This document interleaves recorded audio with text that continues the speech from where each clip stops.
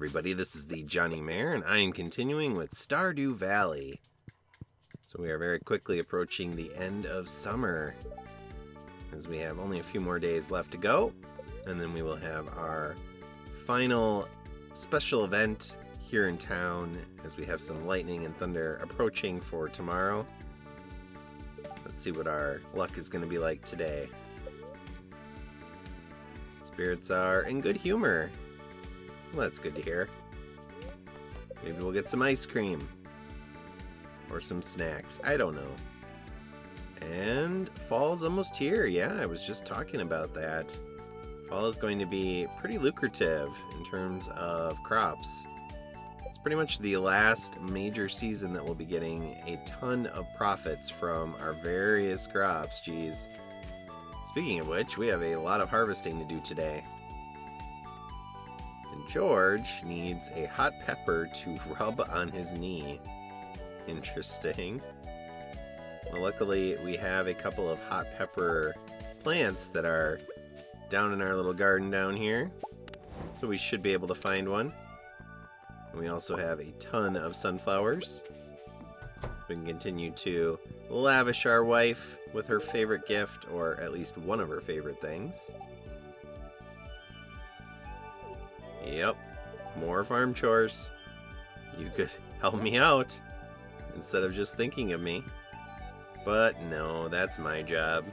I've been doing it this whole time for almost 2 months now.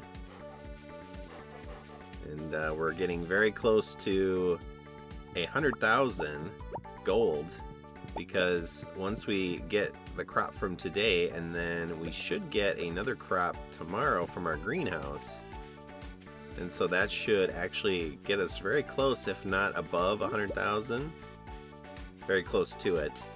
So we should be able to actually pick up a few of the community projects, and I will probably, ooh, we have some honey.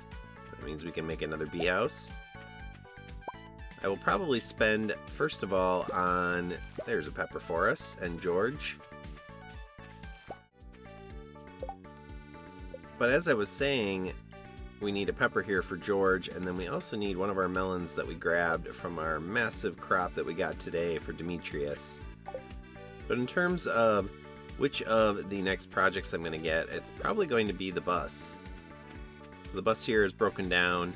We need to pay, I think it's 40,000 in order to get that repaired. And that will allow us to access Calico Desert, which is a special area that is only accessible through the bus. And so that is one of the final areas in the game that we haven't experienced yet. There is one more that was added in a later patch called Ginger Island. We may or may not actually see that in this playthrough. We'll see. There's quite a bit that you have to do in order to get to Ginger Island once you actually finish the quote-unquote main story. And sorry, I'm not going to be doing that particular quest line there. But in order to get Willie to fix up his ship to head over to Ginger Island, you need some specific items, and I don't know if I'm going to have the time or the energy in order to acquire those items. We'll see. Maybe. I do want to show off as much as I can in this game through this playthrough. And I also want to show off as much as I can before they patch the game with the brand new patch. The 1.6 patch is coming out soon. George gets his hot pepper, which is going to be adding a whole bunch of new content to the game. So that's going to be interesting. Is Alex up here? Doesn't look like it. We'll have to see if that applies to this save.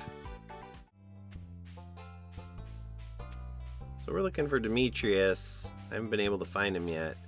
He's normally up by that fountain, but apparently today he's been walking around. There he is. But we have a nice big juicy melon for you in your research. There you go. Yeah, don't eat it, because I don't have another one for you. I need money. But thank you for your money. And remember to buy Joja.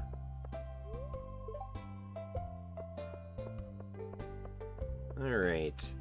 What else can we do here? We'll talk to some people. Ooh. Coconut, though.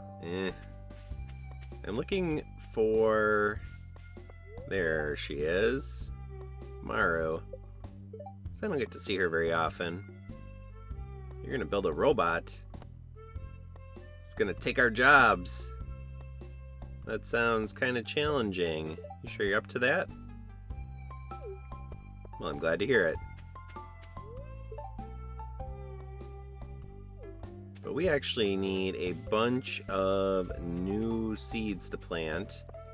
And they have to be seeds that we can grow essentially in the few days we have left in this season. So that leaves pretty much just one option, and that is wheat. So wheat takes 4 days to grow, normally. And so it also goes into fall, so we don't have to worry about it dying before it actually comes through and matures. So we'll do that. And we do need quite a bit of it. I think we'll need like about 120 or so of it. So for your moment of mindfulness, let's plant some wheat.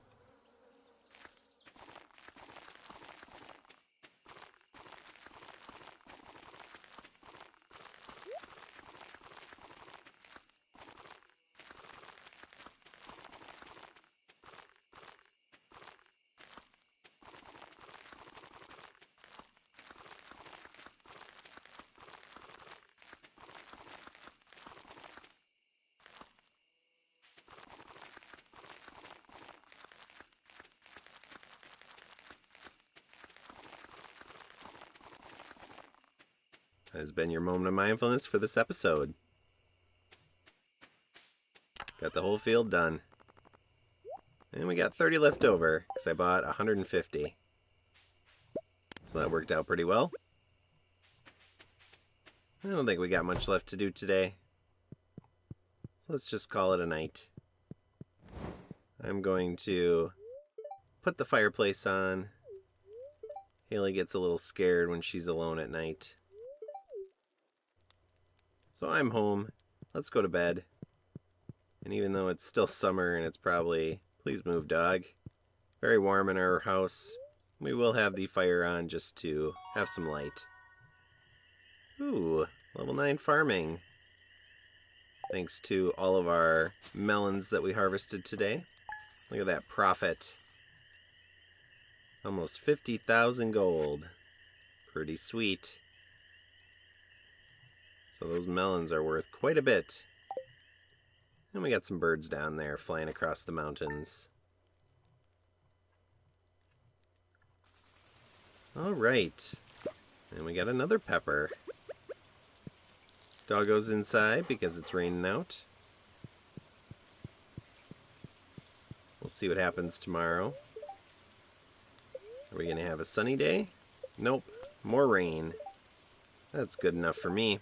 That means I'll have a lot more energy in order to head into the mines. Oh, some cookies. You cooked something, thank you. Yes, well, of course, we all have to eat. That's what keeps us going. I guess I should start putting stuff in my fridge here. Because you cook, you either have to have the ingredients in your inventory, or you can actually put them in your fridge, and then you'll pull from the fridge when you're cooking. So I might just start putting stuff that I'm going to be potentially using for cooking into the fridge. We have lots of honey here. I have to remember to pick those 2 flowers down there before the season turns over, because they will actually die, I believe, once it turns into fall. So I'll have to come up with a different flower in order to put near the bee houses to continue to make honey that is special honey.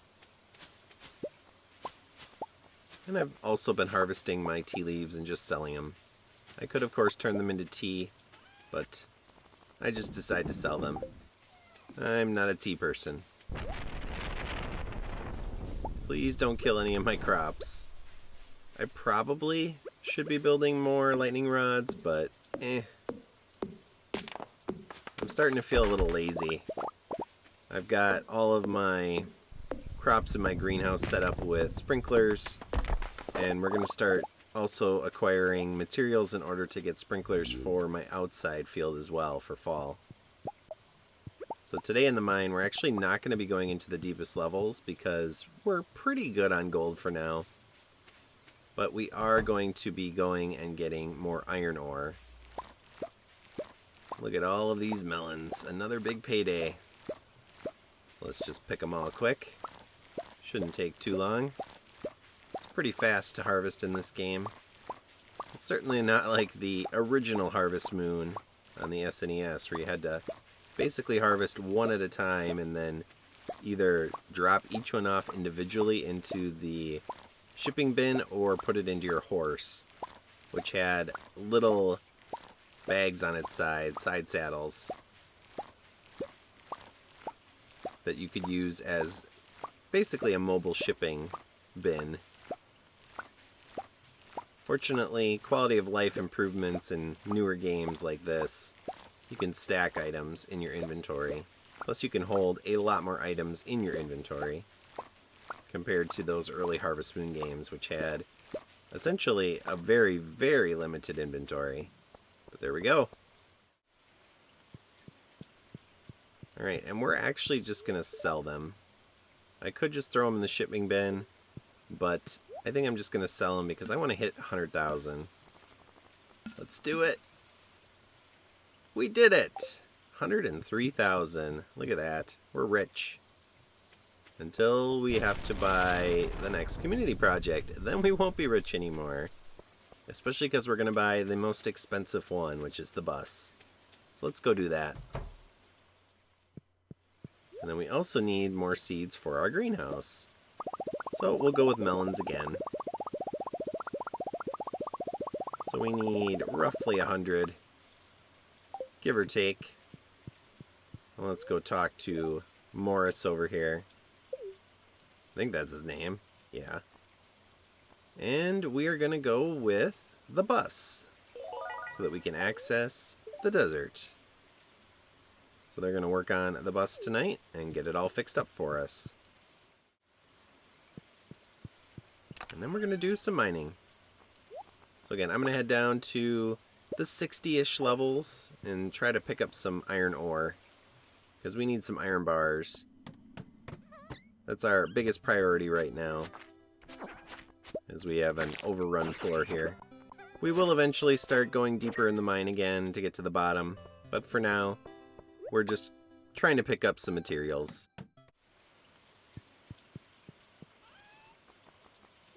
Alright, so we have some stuff here to throw in the fridge to clear out some of my chest space. So we have a little bit more room outside. Not sure why I went outside. I need to go to bed. And we will have another stormy day tomorrow as they work on the bus here with the shifty-eyed overseer. You're all doing a great job. Keep it up. And we get level 10 farming because of our massive harvest. So in the long run, the artisan perk is better because it's going to earn you a lot more money. But obviously, since we're only going to be doing 1 year, the crops growing faster is better for me. And then our mining leveled up as well.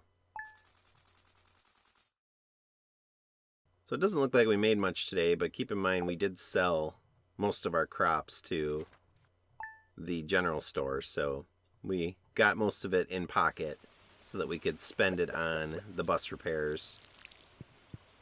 And now that we have roughly about 60,000 still, we're gonna probably buy another project today. And my guess is the one that would be most useful at this point is probably the mine carts. I could get the quarry. The panning is the least useful in my opinion. It can be helpful. Ooh, the Dance of the Moonlight Jellies. That is the final community event for summer. Unfortunately, we're not going to be getting to it in this episode. We will get it right away at the beginning of the next episode. Oh, we lost a crop. But it is awesome and one of the cooler events. It's mostly just a cutscene, but it's a cool cutscene. But we got some extra stuff here. The panning, again, for me is the least useful. You can sometimes get some interesting stuff for the museum in terms of the collection through the panning, and sometimes you can get some interesting stuff in terms of gems and things like that, but I don't know. I just don't find it to be as useful as the other projects that you can do. Of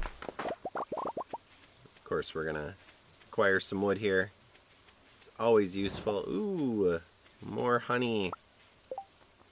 That means more bee houses. Yay! We almost have our full complement of bee houses now. I don't think there's anything to do in here. We did plant our ancient seed too in the greenhouse, so that'll start to grow. And that is a reproducing one. It's not a single crop, like the secret gem. So once that is actually grown, we can start creating seed makers and then turning the ancient fruits, which are what the ancient seed produces, into additional seeds that then we can plant and continue to grow even more of the ancient plants. And that's one of the ways to just make lots of money in this game. And